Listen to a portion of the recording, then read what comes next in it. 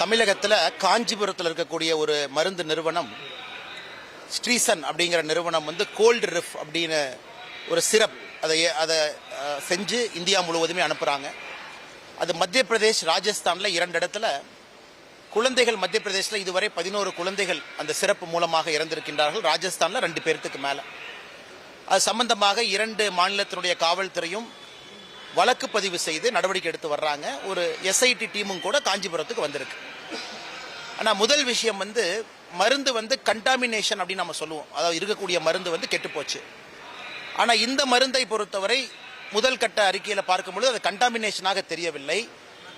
அது யாரோ டையத்தில் கிளைக்கால் அதில் வந்து கலந்துருக்கிறாங்க. யாரோ வந்து ஒரு தேவையில்லாத ஒரு பொருளை உள்ளே கலந்து அது கிட்டத்தட்ட பாய்சனாகவே அது மாறி இருக்கிறது.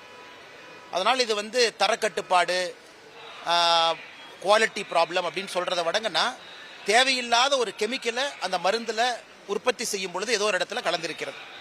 அது கவனக்குறைவா இல்லை வேண்டுமென்றே செய்தார்களா, ஒரு பேட்ச் மட்டும் பிரச்சனையாங்கிறதுக்காக நம்ம வெயிட் பண்ணுங்கன்னா, ஏன்னா தமிழ்நாடு அரசும் இதை கையில் எடுத்திருக்கிறாங்க.